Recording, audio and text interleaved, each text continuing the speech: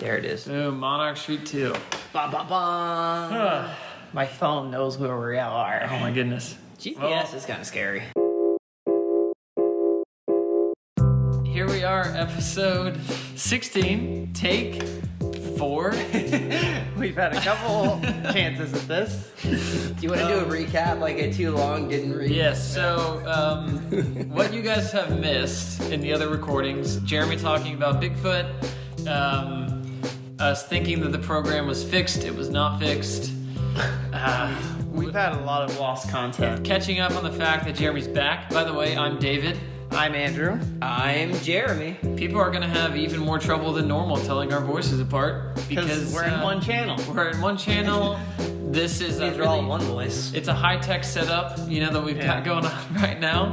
And if this episode just actually is usable and makes it to the internet, That's a win. It's a win. It's a success. We love limited content. Yeah.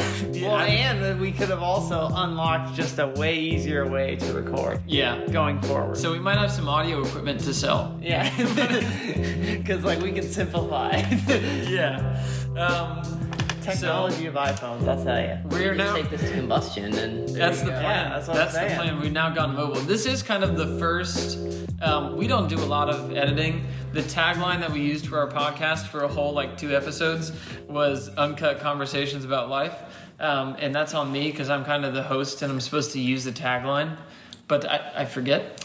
Just like I also forget to introduce us every time. hit record sometimes. Sometimes I forget to hit record. But anyway, now it actually really is an uncut conversation about life because we have no time. And No time to do this. This is our last chance. this is our last chance. We're in the And, if- bottom of the ninth. Just so Yeah. you know, if this doesn't work, we're just not putting an episode out. Yeah. So it's kind of no point in telling you if you don't hear this, there's no episode because then you Because wouldn't then it hear would I have still worked. think we should put whatever we have out. whatever we have out. Okay, whatever is on this recording is going out. Regardless of how it sounds. It might be the worst. It's Yeah. okay. At least it's an episode. But we go. thank you for listening. Yeah. We appreciate your patronage. I have no idea how this will sound or if it'll sound. But But I'm having a good cup of coffee. we'd like to take this time to formally announce our Patreon account. We're getting new computers. It's starting this week. Yeah. It's starting right now, actually, Yeah. because we might need new everything. And so we look forward to all of you helping with that. At $1, you can become this level of... You're getting an autograph image of Andrew. Yeah. or He'll do your something. taxes. Andrew will do it. You know what? Honestly, that if we ever do a fundraiser or something, we should put something like that I'll do in your there. 1040. You can have Yeah. a free membership Yeah. to Jeremy's Gym for Muscles for a day. You just have to go Just so take you know, we'll we'll take the standard deduction, and You will not complicate your life. You're going to be a 2-page form. Yeah, Andrew's busy setting up our 501c3. Yeah. This is right now. Oh, sorry. I just blew the lid on our podcast.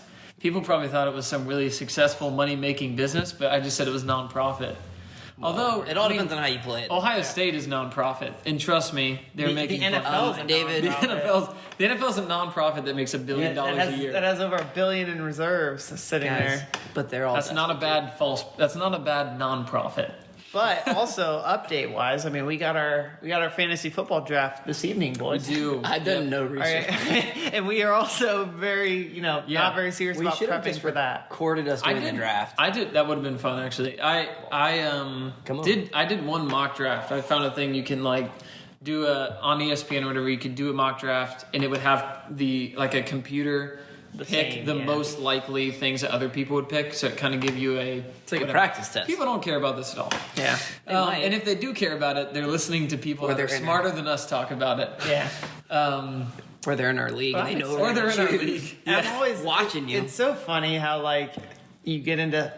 For those of you that play fantasy football, you get into it, and at the beginning of the year, you look top to bottom when you come out of the draft. Yeah. And you're like, oh, my roster's so good. kill it. And then And everyone then gets hurt. week one, either you get absolutely no progression from your players, or your top Yeah. 2 guys get hurt, and then you're just done for the year. That's the story of me with the fantasy soccer. Yeah. This year, my fantasy soccer team started off in last place, and I'm 4 weeks in, and I'm still in last out of like 22. I'm gonna take Antonio Brown like in like the last. Antonio round. Brown. I hear Andrew Luck is doing well now. Andrew Luck is gonna be solid this year. This podcast in honor of Andrew Luck.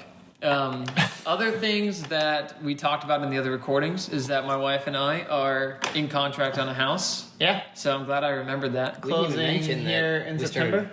In September, near the end of the month, we should. Everything seems to be a go now. We've gotten through most of the hurdles, so looks good for now. If not, you'll hear a podcast soon where I'm like really angry about the fact that we didn't We get out. lost out on a house. But yeah, we're looking forward to it, and that I think is the thing we forgot to recap in the last recap, Yeah. which was on another recording that didn't work. I've lost track. It's like Inception over here. Who knows where we are?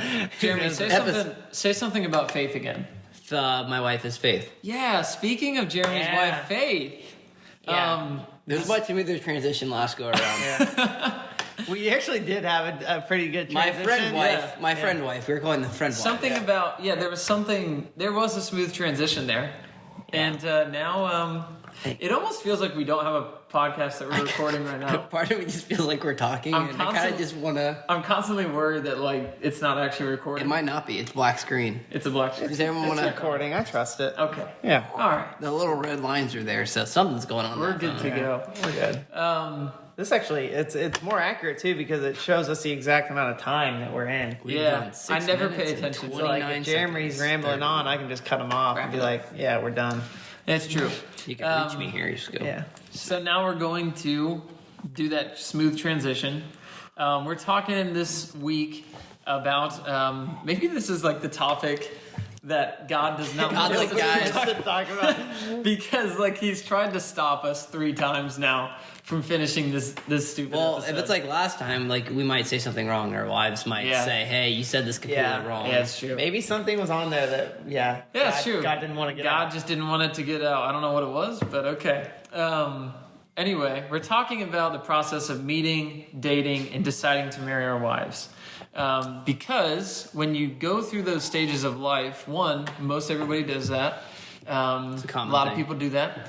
And two, when you look back on it, you realize there's a lot of, because it also normally happens when you're in like the mid 20s or whatever range for people. Often, these days most people get married Later, around 25. Yeah. And so for most people, it's at a stage in life where you learn a lot about God and about yourself. And definitely dating and then deciding to marry somebody is a big catalyst in that. So, Andrew, as we said in the Phantom episodes, you were the first one to meet your wife in a like romantic sense. Yes. So, just like you did before, What happened? take it away. It all started on a blistery day. No, I'm just kidding. No. I was up in Cleveland. It might have It been was. blistering. Well, it was in the summer. Probably not. So it was a little steamy. Lake effect. Climate change, man. Yeah. Lake effect. But I met my wife My Kaylee, wife friend. and Friend. she's awesome. But we met. First of all, it was kind of weird because we were both from Capital as far as the college we went to, but she was a year behind me, or She was 2 years. She was in my- grade wise behind me. So we weren't really in the same circles. We didn't really ever cross paths while at Capital. But then it just worked out that we met romantically as a result of being in. We met like Romantically. Well, like Romantic. when romance started Yes. was due to the fact that this weekend up in Cleveland, where we were both in our mutual friend's wedding, and she was a bridesmaid, I was a groomsman. Although we were not paired up with each other, she was actually paired up with one of my best friends. And basically, it was Not like one of their. us. It was also kind of their encouragement too. That was like, hey, she's single, and like, you might want to talk to her. Who was she paired up with? Chris. Chris. Oh, okay. Yeah. Gotcha. So, Chris it was just kind like, of all Chris started- was talking you up the whole wedding, probably. Hey, have you met my friend Andrew? Honestly, Have he you met actually like is the one who facilitated me getting her number that weekend. That's Go, just being Chris. necessary. Shout out to Chris. Shout I hope out he's to listening. Chris. Yeah, We should tell him to listen to this episode. But yeah, That's how we can get more listeners. So you should listen to this episode. because I mentioned Because we you. we Yeah. complimented you on it.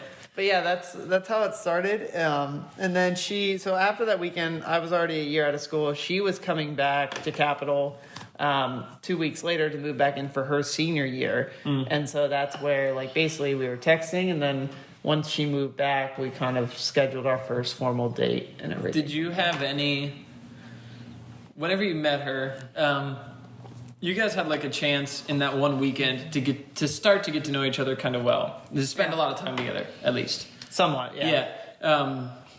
Coming away from that weekend, were you like, I definitely want to date this girl, or was it like, we'll see? I mean, I was definitely interested. Yeah. Because, we, at the bridal party was pretty much, together for all the activities and stuff for the whole weekend. So, yeah, and we were all away in Cleveland. Yeah. And so... The city of love. Yeah. Land, man. I was definitely interested. The only caveat, I think she was kind of a little more skeptical than I was, because she was just coming off of a long-term relationship. And so she wasn't quite as ready to, put herself fully out there at the beginning. Yeah. So, yeah, that was a little bit of patience on my end. And also we had about... the 2 weeks or so after the wedding, where basically we were just relying on texting and stuff before I could actually attempt to see her, and then we could see, basically it was 3 weeks before we had that kind of first date. So took on that first date to Dewey's Pizza. How did you ask her out? Text message. We had formally established, at the end of the wedding weekend, I was just like, hey, whenever you do move back, we'll be getting together at that point. She was just like, we will be getting together. Well, that's how it was set up. It is decreed. No, it was like, hey, and she obviously was like, yes, I'd like to do that. And so, but then obviously it came down to, once she actually moved back, all right, formally getting something planned. Yeah, that was, so Rachel and I met through a mutual friend who kind of set us up, he has a penchant for setting people up. So shout out to Mark, if you're listening, which I'll probably tell you to listen to this afterwards. It seems to be the pattern. 2 new viewers. 2 new listeners. We're exploding. We're expanding just by calling people out. Yeah. Name Mark Bill Gates has a... That's the way to get new equipment. Boom. Yeah. Yes. Microsoft is sponsoring. We'd like to take this time to announce our new sponsor, Bill Gates. But Mark set Rachel and I up because he posted a picture about being at a wedding where he had set people up. And so I jokingly... Talk about irony. I know. Commented on the picture and just said, hey, you can set me up if you want to. Total joke. I was not really looking to date anybody. But then 3 weeks went by. Nothing more was said about it other than he said, haha, that's funny. 3 weeks goes by and he tweets at me and at Rachel publicly and just says David, ask her out. I found your wife, was the exact tweet. And to which I responded directly to Mark. I messaged Mark and said, what do I do? This is not what I was planning. And he said, just message her and figure it out. Friend her on Facebook. So I was like, okay. So Rachel and I met, I guess, kind of through Twitter, and we messaged her a little bit, and then she was on a missions trip for a couple weeks. So I knew I had a good girl right there. The fact that right after I met her, she was on a mission trip, I was just like, perfect. We're on the way now. But she came back from the trip, and we met at a Starbucks for the first time, maybe 2 or 3 weeks. Mm-hmm. So we had modern love. We went from Twitter to Starbucks. Mm-hmm. Well, what's funny is I asked her to Starbucks because I thought, I don't know this girl at all, and that seems like the safest place to ask somebody for a first date. It's casual, get to know each other. Everybody will have something they like at Starbucks, is the thought. Even though I'm not a big coffee Everybody Starbucks drinks person. Coffee. Yeah. I'm not a big Starbucks person, but I figured it'd be safe. But then Rachel is the least Starbucks person in the world. Yeah. She said, this guy doesn't know me at all. She said she looked up, I think her and her sisters looked up the menu at Starbucks because she wanted to figure out what in the world she was going to order because she never drinks coffee or anything. So little did I know I actually picked a horrible first date. She's so sweet. Yeah. So that was our meeting. So Jeremy, talk about you meeting your friend wife. My friend wife Faith. I met my friend wife Faith. I'm gonna fast forward because where we met kind of incidentally years before, but there's a little bit of a we didn't start dating until a few years later. It was an accident. It was probably more than a few years. It was many years later after we met. We went to the same church. Yeah, our families went to the same church for a long, long time. So we started dating. I think I was trying to do surveys with some of the people from our small group to see how things were going, and I picked her. What a coincidence! Yeah, I just happened to pick this girl. I know, right? It worked out. So we went to. I said, "Hey, you want to get coffee to talk about stuff, how things are going with the young adult group?" She had just gotten back from boot camp, so we got dinner actually at Harvest Moon, and then we were there for about 3 or 4 hours, and then we said, "Wow, we should go home. It's getting late." So a few weeks after that, well, actually 3 months after that, I actually asked her out on a date. A few weeks or 3 months. It was 3 months. Well, I wanted to, so I actually ended up asking her dad's permission because I had already done ministry and known her dad fairly well. And her dad's also really cool. And her dad is also really cool. And he is. Shout I out remember to him Troy. saying, Troy listened to this episode. he said, he goes, "Well, I don't know, ask her." And I'm like, "Well, I was asking you first." He's like, "Well, she's a smart kid." So I'm like, "All right, well then I'll just go and ask her and we'll see how smart she is." You're like, "Troy, you don't understand. I'm terrified." I was. Like, I just want to know you're not going to get mad at me. Yeah, I feel like, oh. Yeah. He was actually out of town whenever I asked her out. I didn't know that. Going behind the desk. But I remember I called her at a Dairy Queen parking lot at lunch, and I said 3 times on the phone, "Hey, do you want to go on a date? We're going on a date." Like, you wanted her to know it was I for sure wanted her to know it was a date. It was explicit. It was very explicit. This is not a survey. We already did the survey. You passed the survey round. Yeah. It's like The Bachelor. Here's your rose. Exactly. So, yeah. Date? So we With went to me? Dewey's, and it was good. Dewey's is good pizza. Jeremy set up very clear parameters. I for didn't. his first date. Yeah, I didn't. either. The lesson that I learned through the beginning of dating was from most of the dating was that I was afraid of those clear parameters, and I was afraid of like anything approaching a commitment. I was constantly afraid of, what if this girl isn't the one? What if it's not the right time? What if this or that? Like a million things. And some conversations that I like initially that didn't force me because it was my own choice. I don't want it to sound like I was a victim or something. Like that led me. I had no choice. I had to, but like I kind of broke it off a little bit just by letting it die a little bit when she went back to school. She was a little bit ways away, and I was stupid, and I was not wanting to deal with the commitment side of things. And so my excuse was, I don't think I want to do a long distance relationship. But in reality, it was just fear. It was just fear of making a weird decision or a wrong decision. And that was one of the lessons that God taught me through all of that, and through conversations like with Jeremy over that year and with our friend Tyler, other people that I talked to, they're like, "Look, dude, you just gotta you gotta man up and make decisions in life. Like, you won't know for sure." Because that was my thing, is I don't know anything for sure. Like, what's going to happen if this, and they're like, "You won't know for sure. That's life. You don't know for sure." Yeah. You have to pray and just make decisions and trust. That is on like dating, like the transition to first like finding the dating, even like less than buying a car. Like that's like one of the big first decisions you make. Like I have no idea how it's going to turn out.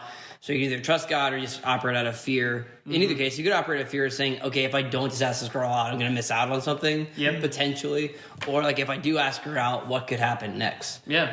It's one of the big first steps of do you trust that God's really good? It's hard, man, because and that's something I still fight against all the time now. Is just whether it's like job decisions or us buying this house, it's our first house, so you're just petrified of kind of like you just talked about buying a car a little bit. Like you're afraid of buying the car that breaks down in a month. And like Rachel and I are afraid. Happens. Been there. And Rachel and I are afraid of buying the house that, the foundation just like falls apart 3 years in or something. And it's just like, what do we do now? But you have to trust that like God is sovereign over those things.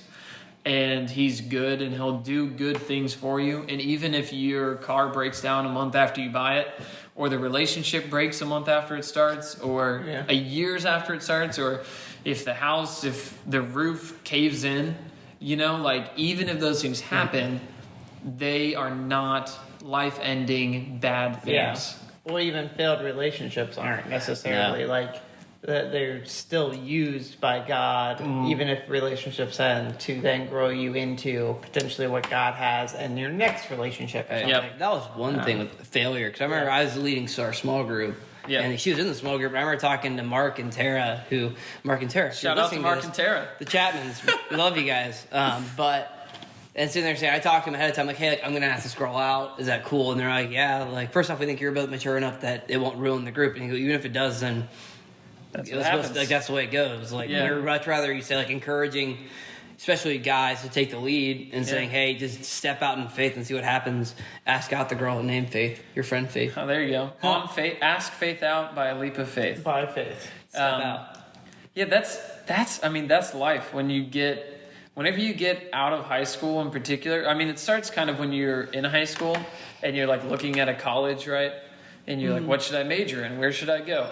But it really hits home with you once you like are getting out of college, or you're in that early career stage of life, because then life really is wide open for you. When you, even just choosing where to go to college, you're not really making. It's like it's an adult decision, but it's not. It is not really an adult decision. Yeah, especially because today, like, if you're going to a college, like every college has similar. Yeah, like, you're still having a similar structure. Similar structures. Go to. Most of the time, like if you're living in the dorms and stuff, it's not like you're really starting in your own way in life. You're kind of, and it's not a bad thing. I'm not bashing. You're following a path. Yeah. You're just not like, it's not anything close to getting out of college, and it's like my whole world is open in front of me now. And now I am afraid of making a wrong decision or the wrong job, the wrong career, the wrong wife, the wrong whatever. As you get through these things, and God definitely used that whole dating thing for Rachel and I, for me to get confidence to take the lead, like as a man in a healthy way, and say, all right, I don't know 100% of the future, but I can see like 75%, and I can trust God with the ambiguity. I can trust him with the rest of that. That was the biggest lesson. What would you guys say were big lessons you learned in the dating scene? I think big for me was probably just patience. In that first year, we only dated, I think it was 10, 11 months before I had purchased the ring and everything. But that first year, she was finishing up her senior year at Capital, and I was already beginning my career. So for that first year, managing expectations between the two of us, and patience in that, at least for that short time, we were kind of operating in two different life circles, like we were just talking about, as far as like a college fear versus like my whole, career path opening up for me at that point. So it was definitely a challenge to make sure we were clear with expectations with each other, that maybe at times we didn't communicate as best we could have. And that was just, I think at that time it was just a lack of maturity on both of our parts, that we clearly, God was growing us to be where we are today, but it definitely taught me some lessons for sure in that. Patience, man. Because Rachel and I had a little bit of that because I was out of school before her. And like all the time I was just like, I just want, like, me looking at my own life, and this is a lesson I've learned since I've gotten married even more. Just because I am somewhere does not mean that Rachel and I are somewhere. Just because Rachel is somewhere does not mean that Rachel and I should be somewhere. Like, meaning, just because at that point I was out of school and I was like ready to be married in a lot of ways, does not mean it was the right time for us to be married. Because Rachel was still in school. Even after that, she had to take her nursing exams and stuff that are a huge deal. And so as much as I was sitting there the whole time, like, let's just get married like the week after you graduate, it still wasn't right. And now in marriage, there's things all the time where it's like, I might have come to grips with a decision or a plan, but if Rachel's not sold on it yet, I got to be patient, and we got to talk it through. We got to work it through, and I can't get impatient there and get angry, And that's a huge lesson. I think that's part of the lesson, like as far as because you're always somewhere as a team. Yeah. You're never somewhere like, oh, I'm on level 20, so I get to be on, we have to come to level 20. Well, if your wife is only at 18, then you should probably stick at 18 until you're both and until you get your mind around the fact that where you're at as a team is very rarely where you are as an individual. Then you have to be content. And that's where I think partially too, it's kind of looking back as far as lessons learned. And what I've seen in our marriage walk now is like that time was actually used just to prepare, as far as preparing a man to like be a head of a household type of a character, and grooming me in that, because I definitely was not good, or I needed a lot more training and practice as far as monitoring where we were at from a relationship perspective, and being keen to where Kaylee was at personally, and not just tuning into where I wanted us to be and where I was at. And that's something that I really have guarded now, that like I'm kind of trying to lead a household, and we have a young one as well, is like, okay, I need to be more keen and aware of where me and Kaylee are as a unit, where my household is at as a whole, as I try to lead it. And it really does bring things more into focus and if you have that practice. And that can sound kind of bad, but that's literally the point of marriage, is that you're giving up your being an individual. You're giving up being an individual. You are leaving your father and mother. Cleaving, right? You're cleaving to each other.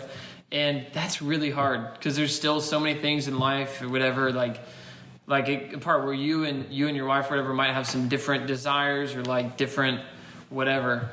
But it doesn't always feel great to give up exactly where you are, something to serve your wife or something.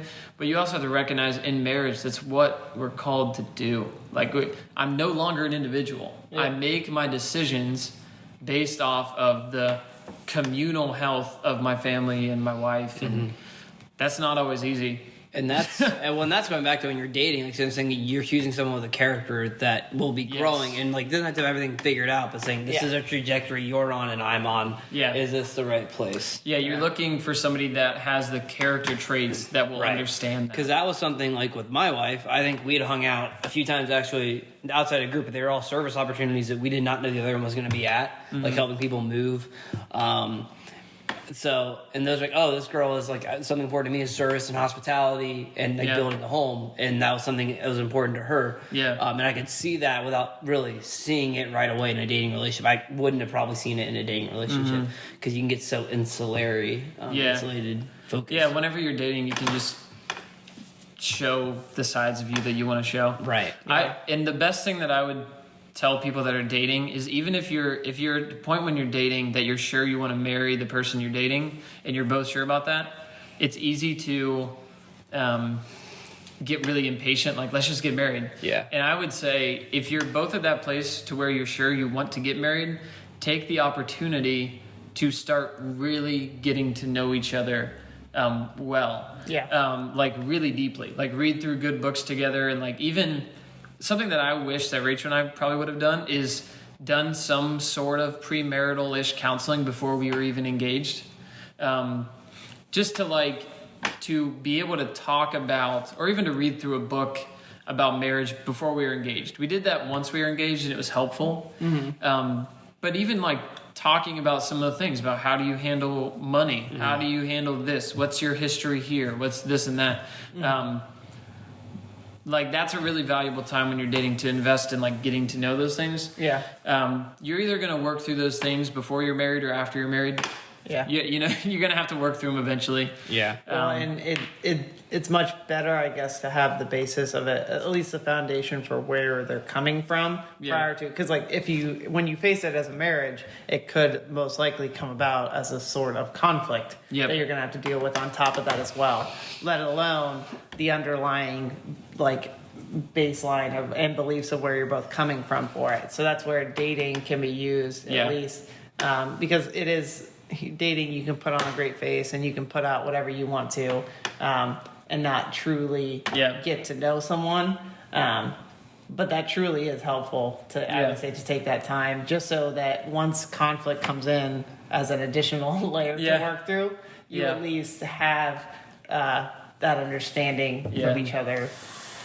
Yeah, I think then making the decision to marry your wife, for me, it was a reinforcement of some ways of the first lesson I learned of trusting more.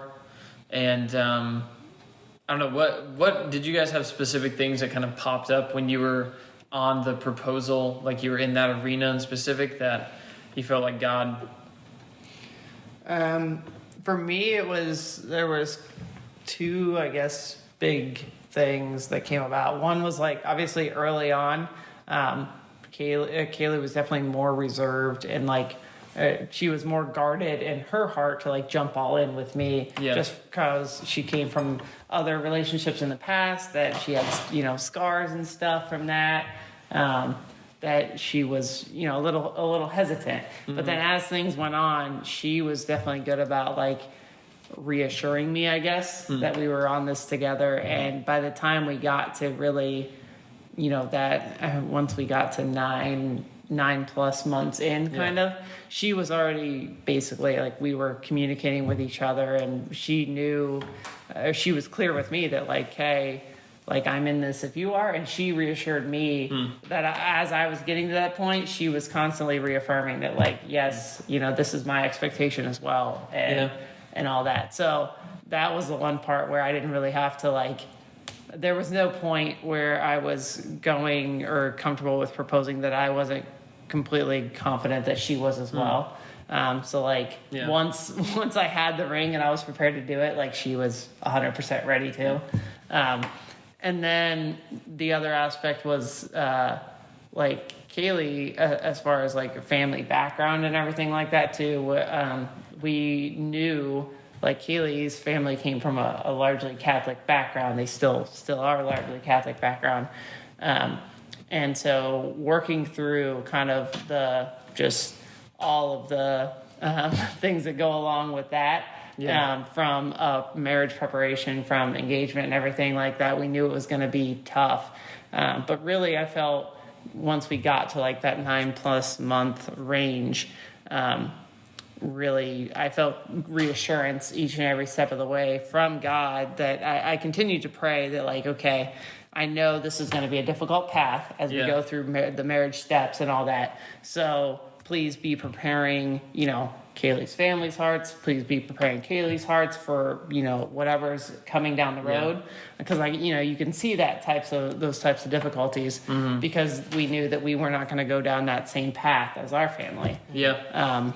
So and then just feeling the reassurance on both those ends, from both Kaylee that we were walking in this together and we were ready to take these steps, and then also from God as well, that like, hey, you're not going to be prepared for possibly all of the fights and all that's going to come about this, but God is with us and God is guarding us as a relationship every step of the way. So I think one thing that came up with Faith and I was trusting God's goodness and generosity. Especially when you sit there and say, like, going through like your own issues, going through previous relationships or whatever. Sit there and say, man, could God really be this good? Especially when you weren't when I started dating Faith, I wasn't looking to date Faith. I actually had mentioned to a friend Greg when we were getting coffee. I said, man, if I could date someone like this person, and I named her in the conversation. And then, like, a few months later, being like, yeah, I know. Well, it wasn't on my radar at the time because I had my own issues. Can I date someone like Faith? And then Greg's like, what about Faith? And then he's like, no, like Faith. Come on. Not my finest moment. I don't know. I didn't see it. It wasn't the right time. I said like. I think it was at boot camp, actually, we had that conversation. We're, like, very quickly getting back. Right then, Greg was like, oh, okay. But, so... I see how But trusting, like, even when you're going through the steps, because I was battling some issues of sitting there thinking, man, like, God, you can't be this good. Right? God, you just... I know you're in this, and I'm scared this is just going to blow up in my face. And all the while sitting there and remembering God is a God who's good and gracious and kind and merciful. And he sits there and says, just trust me in step. A God who's not holding back. And that's still difficult. Even like every decision I have now, like I remember holding Micah and sitting there thinking, man, Yeah. you are this good. Or even you're today, like, I don't deserve a kid. No, this and it's good. like, you're funny because even then sometimes I tricked myself and sitting there and thinking, man, I earned this. And it's like, no, I didn't. Like, looking back at the biggest things in my life, I know I didn't earn them or manipulate them to happen. Yeah. But I tricked myself into doing this, that I did. Yeah. Yeah, that's something that pairs a lot with what I was talking about with making decisions. Because if you don't trust God to deal with you on the basis of grace and goodness, then you become very worried about decisions because you are afraid that they're all going to collapse and burn, crash and burn or whatever. Collapse and burn, new phrase, just came up with that. But if you can trust, okay, you can recognize I have mistakes, I have a history, I've messed up, but God does not deal with me on the basis of those things. He deals with me on the basis of grace, and He will be faithful. Even if struggle does come, He will be faithful every step of the way, and He will still do good things to us. Like in the Old Testament, there are so many passages where God reminds Israel that He does good to them just because He wants to. Yeah. Like, I do good things for you because I want to. Yeah, it's not because of you. Yeah. But He still, it says over and over again, that He doesn't do that begrudgingly. He delights to do good to Israel. Yeah. And if He delights to do good to Israel, which was it was the Old Testament, like, pre-foreshadowing of the church and His people in specific that we live in now as believers, if He delighted to do good to them, He definitely delights to do good to us. Yeah. And He's not begrudging with His blessings. There will still be plenty of times when it feels that He is probably, and life is really hard. But we should not make decisions or live in the fear that God is just going to like punish us nonstop all the time. Yeah. Right. And like, and that comes right down to these type of decisions with dating or marriage, but it comes down to every single day in your marriage. When you're talking about like, God deals with me in a way of grace, so I'm going to deal with my wife in a way of grace. Yeah. And God has promised to do good to me and to take care of me and my family, and my kid. And my wife and our house. He's going to take care of us. He's going to do what we need. And we don't know what tomorrow brings, but we know who brings tomorrow, to turn the phrase like that. So I don't know. I think so much of our problems often come back to this view of God that's just not as good and fatherly as it should be. Yeah, I agree. I was thinking about that today. Yeah, that's if you want to read a book, by way of a quick reco, because I think we're running low on time since this is episode 16, try 4, whatever. A book called Transforming Grace. We might have. I was also thinking Knowing God by J.I. Packer, because this is a chapter on adoption. Yeah. It's fantastic.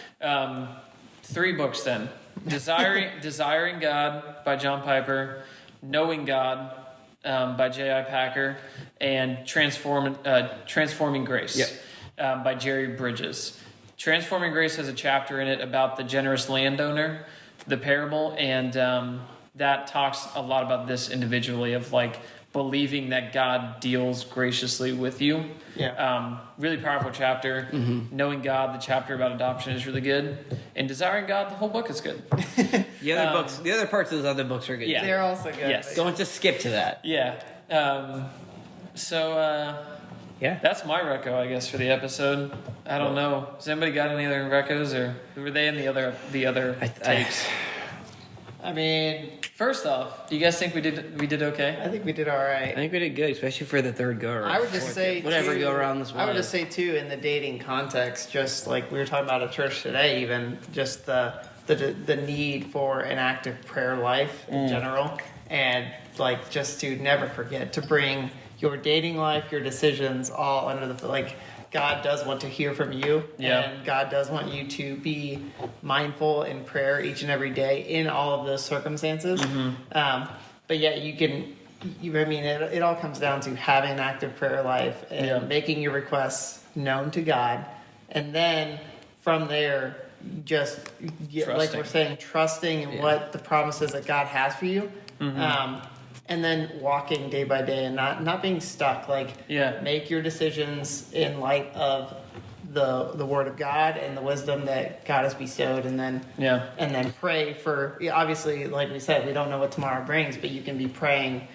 And he's faithful to hear those prayers. Made me think what you just said, Andrews. Made me think of the trust and obey, right? Yeah. Mm-hmm. Is it there's no other way to be happy and blessed or something than to trust and obey. But it's very easy to know Him. But it's very easy to like be happy in Jesus. Be happy in Jesus than to trust and obey. Yeah. It's very easy to like take control of your dating relationship and back into your own reins and not have it actually under, as far as it's easy to do that with your marriage too. Yeah. Same, easy to do that context. It's easy to do it if you're single. But as far as going from progressing from a dating to a marriage step, it's very easy to just control and manipulate that and possibly lead yourself down the wrong path. Yeah. So cool. So. My only thing is, let us know how this turns out. If you do listen to this and you listen, let us know how this actually sounds. That might be helpful. I mean, I'll listen to it too. David's gonna listen to it. We may, but and I've already heard this episode 4 times. I wanted to say thanks for everyone who does listen. I'm done talking. And thanks for interacting. Thanks for interacting with us. We appreciate it. Yeah. Let us know if you have any questions. 3brotherstalking@gmail.com. Have you ever looked at that? I do. I do look at that. And if there's any part of this where you think we should expand further or talk about, maybe we can do another episode, or any questions that come about. Any sorts of things you'd want us to talk about, from fantasy football to theology or something Andrew like Luck that. retiring. Threat Level Midnight forming tonight. That's right. That's Andrew's team name. Yep. For all you Office lovers out there. Yeah. On that note, we'll wrap it up. We did it. I think this one will actually make I think this is saved, hopefully. We made it to the finish line. It only took 4 tries. Gonna say that Andrew's low in memory. It's gonna say his phone. Watch my battery die. Anyway, here we are. We did it, and we will see you guys next time. See you guys. Bye.